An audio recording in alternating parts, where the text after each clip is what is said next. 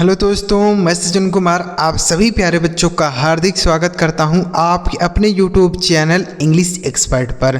प्यारे बच्चों, अगर हम आपसे कहें कि इन शब्दों के बिना आप अंग्रेजी बोल के दिखाएं तो आप अंग्रेजी बोल ही नहीं सकते हैं, क्योंकि ये जो शब्द हैं इनका प्रयोग हर जगह, हर सेंटेंस में, हर स्टोरी में किया जाता है।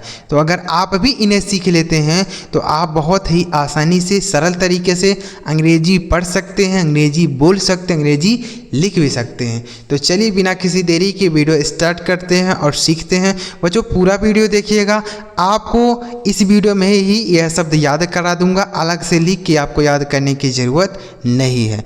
अगर आपको यह वीडियो अच्छा लगे तो लाइक कर देना है, और इस चैनल पर पहली बार आए हैं, सब्सक्राइब नहीं किए तो चैनल को भी सब्सक्राइब करके बेल आइकन को दबा लेना है।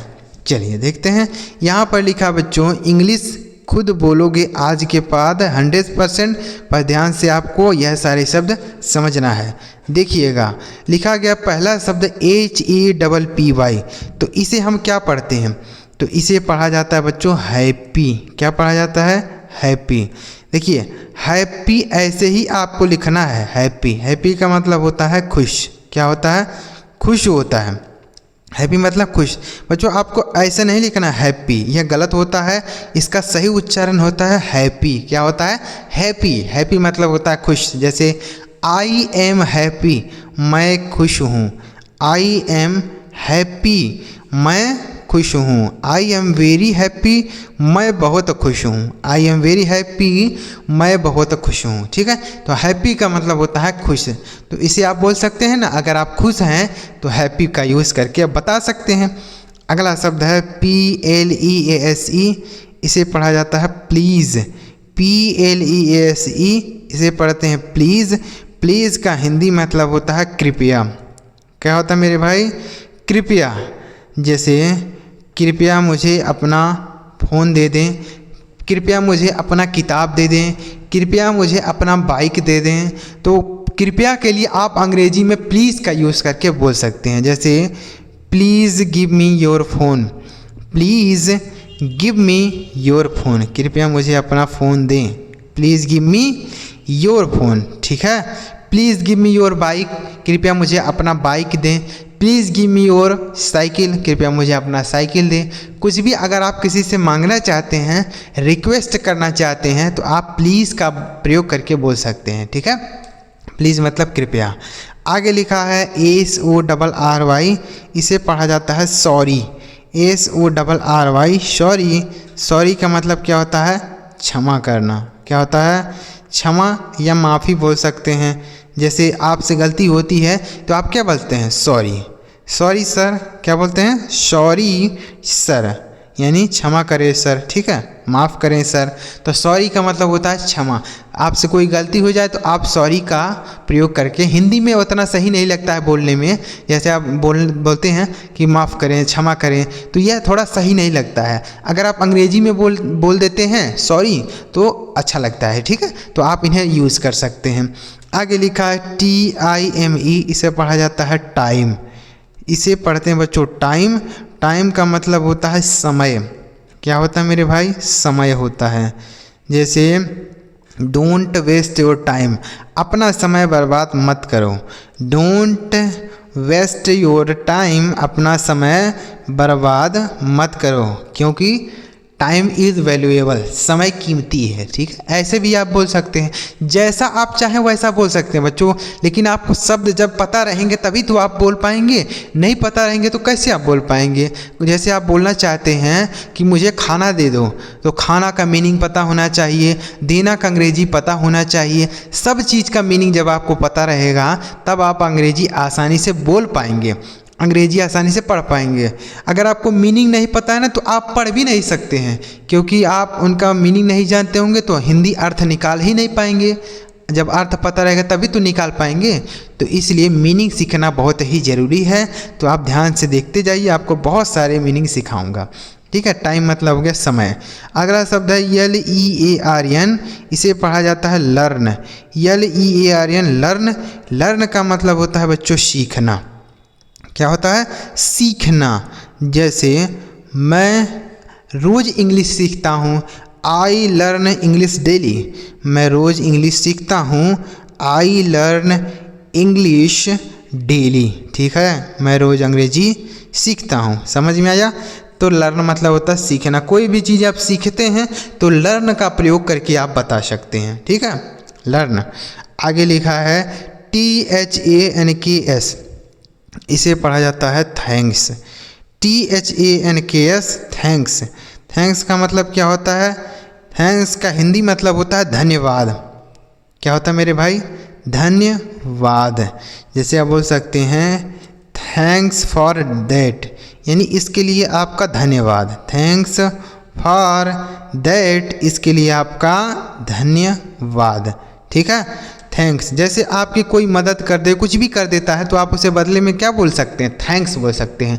तो सामने वाला समझेगा यार, मतलब मेरी मदद को वह समझा कि आपने मेरी मदद की, तो वह बदले में मुझे थैंक्स बोल रहा है। कुछ भी नहीं दे पा रहे हैं तो आप थैंक्स बोल के ही उसको आप वो कर सकते हैं, ठीक है, खुश कर सकते हैं कि हमको थैंक्स बोला है, ठीक है। थैंक्स मतलब क्या होता है? धन्यवाद। आगे लिखा है GREAT, इसे पढ़ेंगे ग्रेट। GREAT, great. ग्रेट का मतलब होता है महान। ग्रेट मतलब महान होता है। जैसे गांधी जी वाज ग्रेट, यानी गांधी जी महान थे। गांधी जी वाज ग्रेट, यानी गांधी जी महान थे, ठीक है। तो ग्रेट मतलब होता है महान। कोई भी व्यक्ति महान है, अच्छा काम कर रहा है तो उसे आप ग्रेट बोल सकते हैं, ठीक है। आगे लिखा है HAPPY, ये देखिए 2 बार टाइप हो गया, इसका तो हमने बता ही दिया, ठीक है। हैप्पी है, हैप्पी का मतलब होता है खुश, ठीक है। अगला शब्द है WRITE, तो इसे हम पढ़ेंगे बच्चों राइट। WRITE, right. राइट का हिंदी मतलब होता है लिखना। राइट मतलब लिखना। जैसे आई एम राइटिंग, मैं लिख रहा हूँ। आई एम राइटिंग, मैं लिख रहा हूँ। आई राइट अ लेटर डेली, मैं एक पत्र रोज़ लिखता हूँ। आई राइट अ लेटर डेली, मैं एक पत्र रोज़ लिखता हूँ, ठीक है। तो राइट मतलब होता है लिखना। कुछ भी आप लिख रहे हैं, लिखना चाहते हैं या फिर लिखते थे तो कुछ भी आप बोल सकते हैं, मतलब राइट का प्रयोग करके बता सकते हैं। आगे लिखा है READ, इसे पढ़ेंगे रीड। क्या पढ़ेंगे? रीड मतलब होता है बच्चों पढ़ना। रीड मतलब पढ़ना होता है। जैसे आई रीड न्यूज़पेपर डेली, मैं रोज़ अखबार पढ़ता हूँ। आई रीड न्यूज़पेपर डेली, मैं रोज़ अखबार पढ़ता हूँ। तो रीड का मतलब हो गया पढ़ना। आई रीड बुक्स डेली, मैं रोज़ किताबें पढ़ता हूँ। आई रीड बुक्स डेली, मैं रोज़ किताबें पढ़ता हूँ। तो रोज़ आप अगर किताबें पढ़ते हैं, अखबार पढ़ते हैं, कुछ भी पढ़ते हैं तो आप रीड का प्रयोग करके बोलेंगे। आगे लिखा है HOUR, इसे पढ़ते हैं आवर। HOUR, इसे हावर नहीं पढ़ेंगे बच्चों। यहाँ पे जो एच है ना, यह साइलेंट है, मतलब इसे नहीं पढ़ा जाएगा। इसे पढ़ेंगे आवर। आवर का मतलब होता है घंटा। क्या होता है मेरे भाई? घंटा होता है, ठीक है। जैसे हाफ एन आवर, यानी आधा घंटा। हाफ एन आवर यानी आधा घंटा, ठीक है। तो हाफ मतलब आधा, एन आवर मतलब घंटा, आधा घंटा सीधे आप बोल सकते हैं। आगे लिखा है SWEET, इसे पढ़ा जाता है स्वीट। क्या पढ़ेंगे? स्वीट मतलब क्या होता है? मीठा। स्वीट मतलब मीठा। जैसे आई लाइक स्वीट, मुझे मीठा पसंद है। आई लाइक स्वीट, मुझे मीठा पसंद है। आई लाइक स्वीट, ठीक है। स्वीट मतलब मीठा। आगे लिखा SPEAK, इसे पढ़ते हैं स्पीक। स्पीक मतलब क्या होता है? बोलना। स्पीक मतलब बोलना। जैसे स्पीक इंग्लिश, इंग्लिश बोलो। स्पीक इंग्लिश, इंग्लिश बोलो। आई कैन स्पीक इंग्लिश, मैं इंग्लिश बोल सकता हूँ। आई कैन स्पीक इंग्लिश, मैं इंग्लिश बोल सकता हूँ, ठीक है। तो स्पीक मतलब बोलना। आगे लिखा HOW, तो इसे पढ़ेंगे हाउ। HOW how. हाउ मतलब होता है कैसे। हाउ मतलब कैसे। जैसे हाउ आर यू, आप कैसे हैं। हाउ आर यू, आप कैसे हैं, ठीक है। हाउ आर यू, आप कैसे हैं। हाउ डू दिस वर्क, आपने यह काम कैसे किया। How do you this work, आपने यह काम कैसे किया। ठीक है, तो हाउ का मतलब कैसे। आगे लिखा SONG, इसे पढ़ते हैं सॉन्ग। SONG सॉन्ग मतलब होता है गाना। सॉन्ग मतलब गाना। जैसे he is singing a song, वह एक गाना गा रहा है। He is singing a song, वह गाना गा रहा है। He is singing a song. ठीक है, सॉन्ग मतलब गाना होता है। तो उम्मीद कर रहा हूँ बच्चों जितने भी शब्द आपको समझाया अच्छी तरीके से समझ में आया होगा। तो ऐसे जब आप हमारे साथ धीरे धीरे थोड़े थोड़े शब्द सीखते जाएंगे तो एक समय ऐसा आएगा कि आपको बहुत सारे अंग्रेजी के शब्द याद हो जाएंगे, समझ में आ जाएंगे और आप आसानी से अंग्रेजी पढ़ सकते हैं, लिख सकते हैं, बोल सकते हैं। अगर आपको मीनिंग पता है तो आप अंग्रेजी स्टोरी का हिंदी मतलब भी समझ पाएंगे। लेकिन अगर आपको मीनिंग नहीं पता है तो भले ही आपको ग्रामर का सारा नियम पता है, ट्रांसलेशन कैसे किया जाता है, कैसे हिंदी अर्थ निकाला जाता है, लेकिन आपको मीनिंग ही नहीं पता है तो आप उसे कैसे हिंदी में अनुवाद कर पाएंगे। जब मीनिंग पता होगा तभी तो करेंगे। तो इसलिए आपको मीनिंग सीखना बहुत ही ज़रूरी है। इसके लिए आप हमारे चैनल पे आ सकते हैं। चैनल पे आपको बहुत सारी अंग्रेजी की मीनिंग सिखाता रहता हूँ, जिससे आप अपनी अंग्रेजी की मीनिंग को इम्प्रूव कर पाएंगे। अगर आपको ये वीडियो अच्छा लगा हो तो लाइक कर देना है। इस चैनल पर पहली बार आए, सब्सक्राइब नहीं किए तो चैनल को सब्सक्राइब करके बेल आइकन को भी दबा लेना है। चलिए मिलते हैं प्यारे बच्चों अगली वीडियो में किसी नए टॉपिक के साथ। वीडियो देखने के लिए आपका बहुत बहुत धन्यवाद।